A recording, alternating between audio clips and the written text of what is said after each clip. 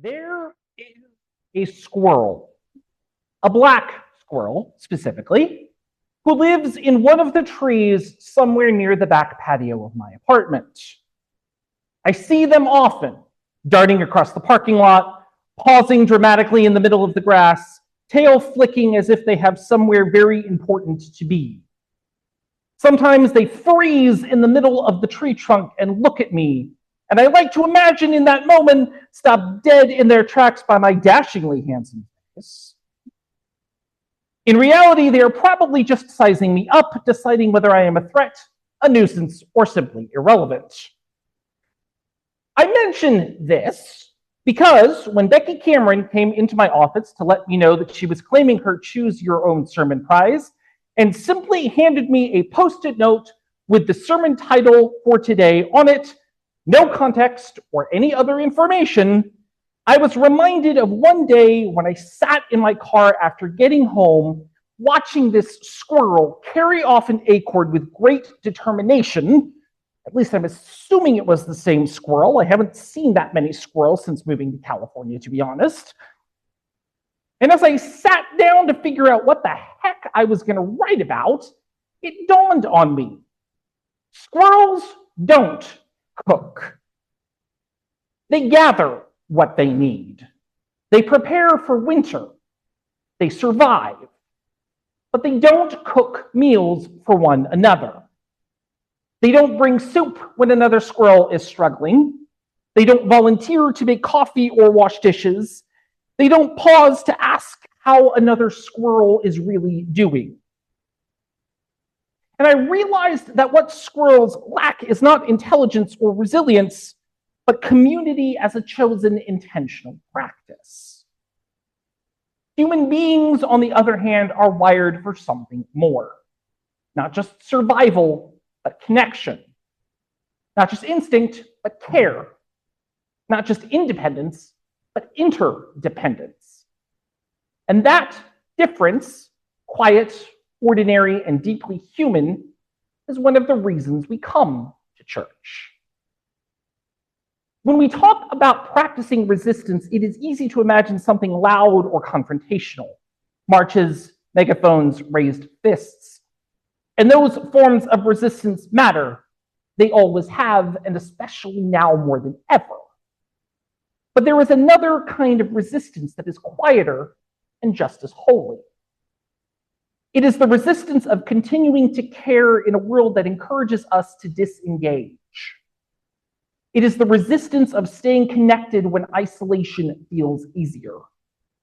It is the resistance of showing up for one another, even imperfectly, even gently, even when our energy is limited. That kind of resistance does not shout. It does not demand. It simply says, we belong to one another, and we will act like it. Church is one of the places where we practice that kind of resistance together. Not because we are obligated, not because we are endlessly available, but because something in us knows that shared life is worth tending.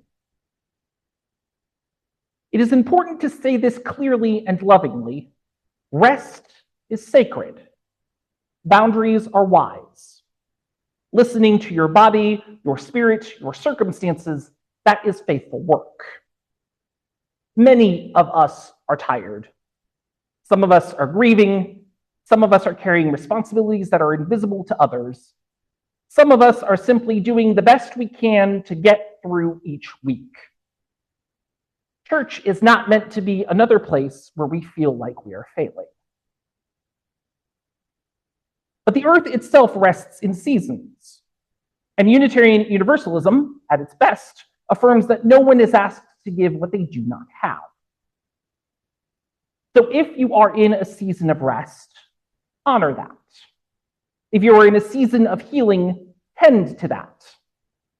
If you are in a season of saying no so that you could someday say yes again, trust that wisdom. This sermon is not about guilt. It is about invitation.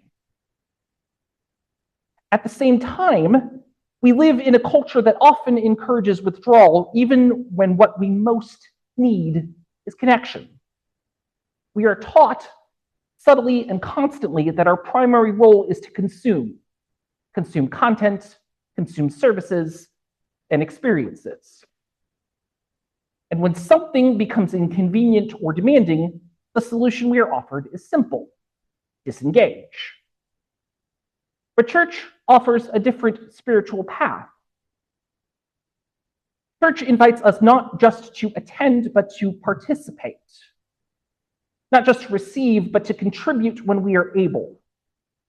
Not just to ask, what do I need, but also what might I offer? This is not because the institution matters more than the people. It is because the people are the institution. This congregation exists not because of a building or a budget, but because of countless small acts of care. Someone unlocking a door, setting up chairs, staying after to clean up, someone saying, I can help with that. These acts may look ordinary, but they are quietly radical in a world that tells us to look out only for ourselves. They are a form of resistance rooted in love. It is also important to say this plainly. Volunteerism in church is not about filling slots, it is about deepening relationships. The people who often feel most connected to a congregation are not the ones who do the most. They are the ones who feel invested. They know names. They feel seen. They have a sense that this place would be different if they were not here. That feeling, I matter here, is not something we stumble into by accident. It grows through shared responsibility, work, and care. Volunteering does not have to mean overcommitting. It does not have to mean taking on leadership roles or long-term responsibilities, unless that is what we feel called to. Sometimes it means 1 hour a month, one small task, one season of saying yes when before you said no. And sometimes it means stepping back and trusting others to step forward. Both are faithful choices. This congregation exists in Stockton, a city shaped by diversity, resilience, struggle, and hope. In a place where many people have been asked to carry too much for too long, a community that practices care and shared responsibility is itself a quiet act of resistance.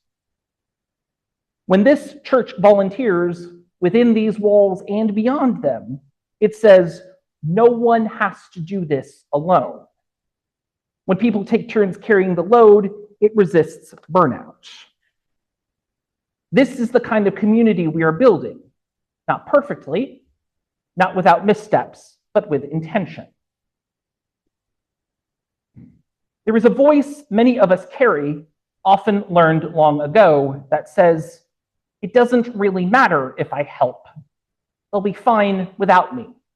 Someone will take care of it. And sometimes that voice is protecting us from exhaustion. But sometimes it is simply untrue.